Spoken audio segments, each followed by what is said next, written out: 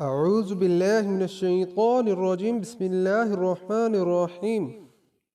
اللہ تبارک و تعالی کے نام سے شروع جو بڑا مہربان اور نہایت رحم کرنے والا ہے۔ پیارے دوستو، اللہ تبارک و تعالی قرآن پاک میں ارشاد فرماتا ہے، اور اس دن سے ڈرو جب کوئی کسی کے کچھ کام نہ آئے گا، اور نہ ہی کسی کی سفارش منظور ہوگی، اور نہ ہی کسی سے کسی کا بدلہ قبول کیا جائے گا، اور نہ ہی لوگ کسی کی مدد حاصل کر سکیں گے۔ پیارے دوستو، قیامت کا دن ایک ایسا ہولناک دن ہوگا جس دن حمل والی عورتوں کے حمل ضائع ہو جائیں گے، اور اس دن نفسا نفسی کا یہ عالم ہوگا کہ ماں اپنے بیٹے کو بھول جائے گی اور اولاد اپنے ماں باپ کو بھول جائے گی، اور اس دن کوئی کسی کے کچھ کام نہ آئے گا۔ ہر ایک کو اپنے اپنے حساب و کتاب کی پڑی ہوگی، اور ہر ایک انسان اپنے اعمال کے مطابق اپنے انجام کو پہنچا دیا جائے گا۔ پیارے دوستو، ہر ایک مسلمان کا ایمان ہے کہ اس نے مرنے کے بعد قیامت کے دن اٹھنا ہے اور اپنے اعمال کا بدلہ لینا ہے۔ لیکن آج کی اس ویڈیو میں ہم آپ کو بتائیں گے کہ مرنے کے بعد بچوں کا حساب و کتاب کیسا ہوگا، اور کیا بچوں سے قبر کے اندر سوال و جواب کیے جائیں گے یا نہیں، اور کیا مرنے کے بعد بچوں کی بھی قبروں میں عذاب ہوگا یا نہیں، اور اس کے ساتھ ساتھ آپ کو یہ بھی بتائیں گے کہ مرنے کے بعد کافروں اور مشرکوں کے بچوں کے ساتھ کیا سلوک کیا جاتا ہے، اور کیا کافروں اور مشرکوں کے بچے مرنے کے بعد جنت میں جائیں گے یا نہیں، اور اگر کوئی معصوم بچہ کفر کر دے تو کس عمر میں اس بچے کا کفر کا اعتبار کیا جائے گا۔ پیارے دوستو، ان تمام تر سوالات کے جوابات قرآن و حدیث کی روشنی میں آج کی اس ویڈیو میں ہم آپ کو بتائیں گے، لہٰذا آپ سے گزارش ہے کہ ہماری ویڈیو کو اینڈ تک ضرور دیکھیے گا۔ پیارے دوستو، اس دنیا کو چھوڑنے کے بعد انسان کو سب سے پہلے جس گھر میں داخل کیا جاتا ہے وہ قبر ہے۔ قبر آخرت کی منازل میں سے سب سے پہلی منزل ہے، اور قبر سے ہی ہر ایک انسان کا حساب و کتاب شروع ہو جاتا ہے، اور جو قبر کے امتحان کو پاس کر لیتا ہے تو اس سے آگے آنے والے امتحانات اس کے لیے آسان ہوتے ہیں، اور جو بھی قبر کے امتحانات کو پاس کرنے میں ناکام رہتا ہے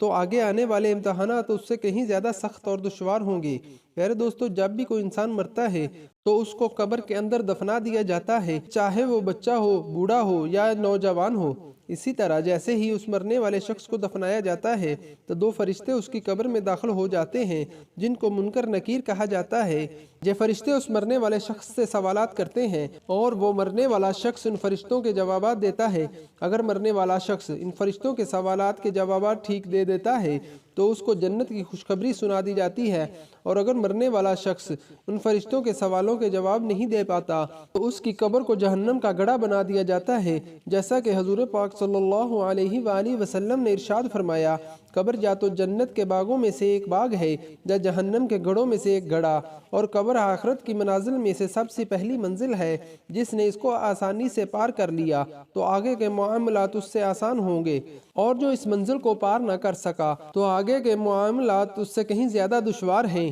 پیارے دوستو، اب بات کرتے ہیں کہ اگر کوئی نابالغ بچہ بالغ ہونے سے پہلے مر جائے گا تو اس سے بھی قبر میں حساب و کتاب لیا جائے گا، اور اس سے بھی سوال و جواب کیے جاتے ہیں۔ تو اس سے متعلق مختلف روایات ملتی ہیں۔ بعض روایات کے مطابق چھوٹے بچوں سے قبر کے اندر سوال و جواب کیے جائیں گے، کہ اللہ تبارک و تعالی قبر کے اندر ان مرنے والے بچوں کی عقل کو مکمل کر دے گا،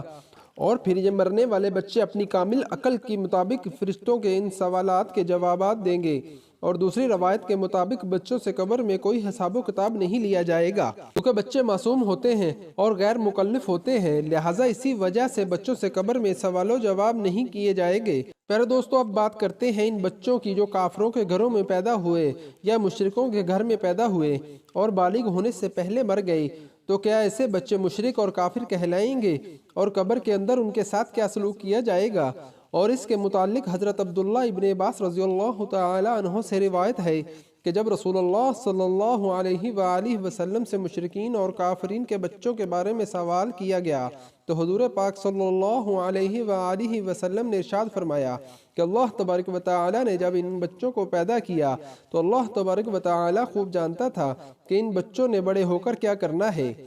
اسی طرح ایک حدیث میں آتا ہے کہ آپ صلی اللہ علیہ وآلہ وسلم نے خواب دیکھا کہ آپ صلی اللہ علیہ وآلہ وسلم ایک باغ میں کھڑے ہیں، اور ایک لمبے قد کا آدمی اس باغ میں چل رہا ہے، اور اس کے آس پاس بہت سارے بچے کھیل رہے ہیں، اور اس آدمی کا قد اتنا لمبا ہے کہ حضور پاک صلی اللہ علیہ وآلہ وسلم اس آدمی کو دیکھنے کے لیے اپنی گردن کو اوپر بلند کرتے ہیں، گویا کہ وہ شخص آسمانوں سے باتیں کر رہا ہو۔ تو حضور پاک صلی اللہ علیہ وآلہ وسلم نے حضرت جبرائیل علیہ السلام سے اس شخص کے بارے میں پوچھا اور ان بچوں کے بارے میں دریافت فرمایا تو حضرت جبرائیل علیہ السلام نے عرض کی کہ یا رسول اللہ صلی اللہ علیہ وآلہ وسلم،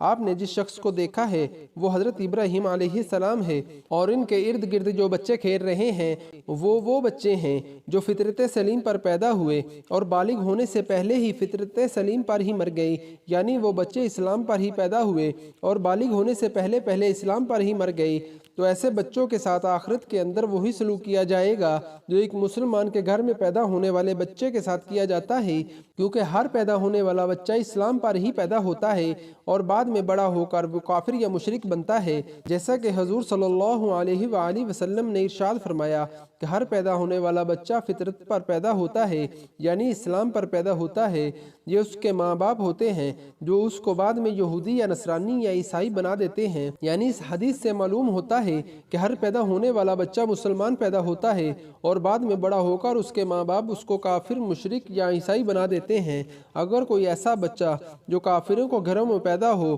لیکن وہ بالغ ہونے سے پہلے مر گیا، وہ اسلام پر ہی مر گیا۔ پیارے دوستو، اب بات کرتے ہیں کہ بچے کی کس عمر میں بچے کے کفر کا اعتبار کیا جائے گا۔ تو اس کے متعلق روایات میں آتا ہے کہ بچہ جب عاقل اور بالغ ہو جائے اور اچھے اور برے کی پہچان کرنے لگ جائے تو اس عمر میں اگر کوئی بچہ کفر کرتا ہے تو اس کے کفر کا اعتبار کیا جاتا ہے اور وہ بچہ کافر ہوگا۔ اور علماء اکرام فرماتے ہیں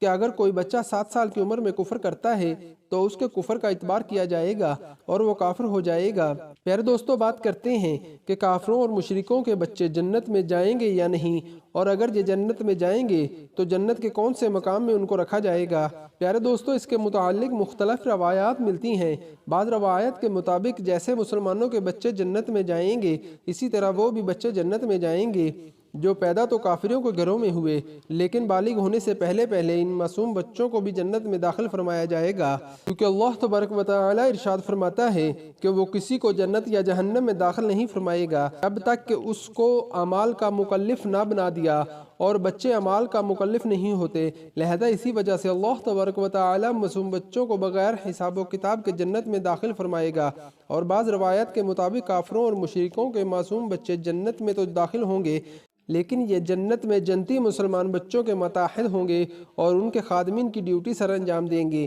اور یہ مسلمان جنتی بچوں کے خادمین ہوں گے۔ اور بعض علماء کرام اس مسئلے پر خاموشی اختیار کرتے ہیں اور ان کا کہنا ہے کہ اللہ تبارک و تعالی بہتر جانتا ہے